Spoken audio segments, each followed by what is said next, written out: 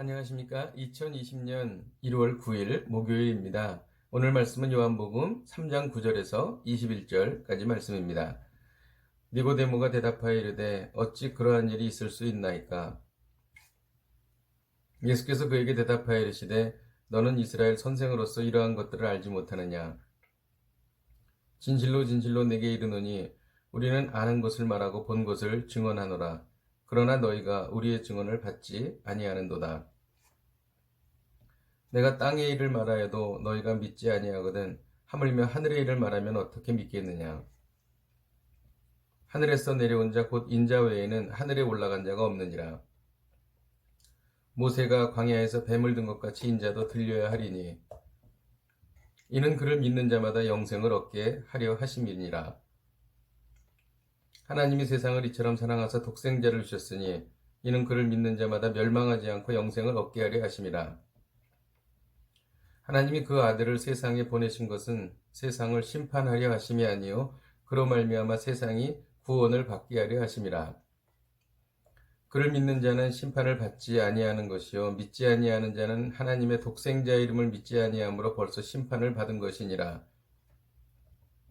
그 정죄는 이것이니 곧 빛이 세상에 왔으되 사람들이 자기 행위가 악함으로 빛보다 어둠을 더 사랑한 것이니라. 악을 행하는 자마다 빛을 미워하여 빛으로 오지 아니하나니 이는 그 행위가 드러날까 하며 진리를 따르는 자는 빛으로 오나니 이는 그 행위가 하나님 안에서 행한 것임을 나타내려 함이라 하시니라. 예수님은 한밤중에 찾아온 니고데모에게 예수님이 누구신지를 설명해 주셨습니다. 그리고 영생이 무엇인지를 말씀해 주셨습니다. 니고데모는 예수님을 믿고 후일에 예수님의 제자가 되어 또 예수님이 십자가에 못 박히셨을 때에 장례를 도운 사람이 되었습니다. 그는 모략과 침향 섞은 것을 가지고 찾아왔던 것이죠. 니고데모가 밤에 예수님을 찾아와서 질문을 하였고 영생에 대해서 예수님은 말씀하셨습니다. 예수님께서는 진실로 진실로 내게 이르노니 우리는 아는 것을 말하고 본 것을 증언하노라. 그러나 너희가 우리의 증언을 받지 아니하는도다라고 말씀하셨습니다. 여기에서 우리는 예수님과 제자들을 말하는 것이지요. 아는 것은 성령의 역사를 아는 사람들입니다. 그리고 너희가 라고 하는 말씀은 예수님을 믿지 않는 사람들을 말씀하시는 것이죠. 12절에 보면 내가 땅의 일은 말하여도 라고 기록하는데 땅의 일은 하나님 나라에 참여하기 위하여 이 땅에서 이루어야 할 중생을 말합니다. 또 하늘의 일은 하나님의 속죄 계획, 성육신의 작정, 성령 사역에 의한 궁극적인 구원의 성취동을 말하는 것이죠. 13절에 보면은 하늘에서 내려온 자 곧 인자 외에는 하늘에 올라간 자가 없다고 기록합니다. 예수님이 땅에 계시지만 하나님과 긴밀하게 교통하고 계시기 때문에 하늘에 계신 것과 동일함을 나타내기 위하여 사용한 표현이라 할 수 있겠습니다. 예수님은 모세가 광야에서 뱀을 든 것 같이 인자도 들려야 한다고 말씀하셨습니다. 그리고 하신 말씀이 그 유명한 요한복음 3장 16절입니다. 하나님이 세상을 이처럼 사랑하사 독생자를 주셨으니 이는 그를 믿는 자마다 멸망하지 않고 영생을 얻게 하려 하심이라고 말씀하셨습니다.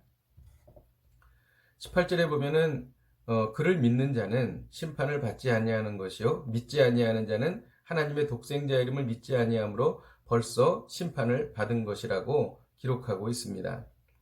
믿지 않는 불신 자체가 심판인 것은 불신하면 예수님으로부터 나오는 생명력과 은택과 빛과 영광을 받지 못하기 때문입니다. 믿어야 이 모든 것을 누릴 수가 있는 것이죠. 예수님이 도우실 것을 믿어야 응답이 임하는 것입니다.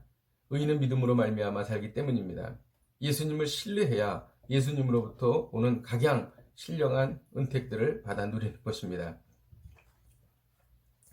21절에 보면 진리를 따르는 자는 빛으로 오나니 이는 그 행위가 하나님 안에서 행한 것임을 나타내려 함이라고 기록합니다. 무슨 일이든지 하나님 안에서 성취하거나 실행했다면 은폐시키려고 애쓰지 않는다는 뜻입니다. 그러니까 하나님 안에서 행하는 자들은 진리를 따르는 빛으로 나온다는 것이죠. 이것은 자기에게 오기를 거부하는 유대인을 간접적으로 지적한 것이라고 할 수 있겠습니다. 오늘 말씀을 통해서 우리가 삶에 적용해야 될 말씀은 11절이라고 생각이 됩니다.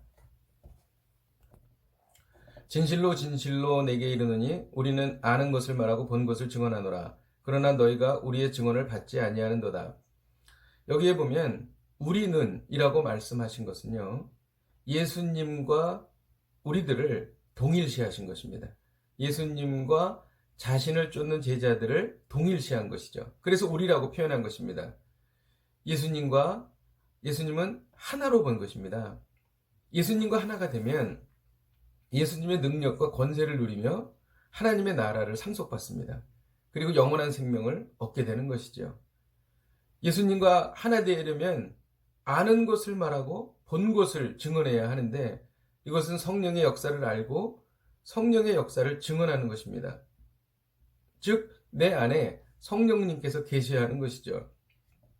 여러분 안에 성령님이 계십니까? 예배를 드리다가 성령의 감동으로 은혜를 받은 적이 있으십니까?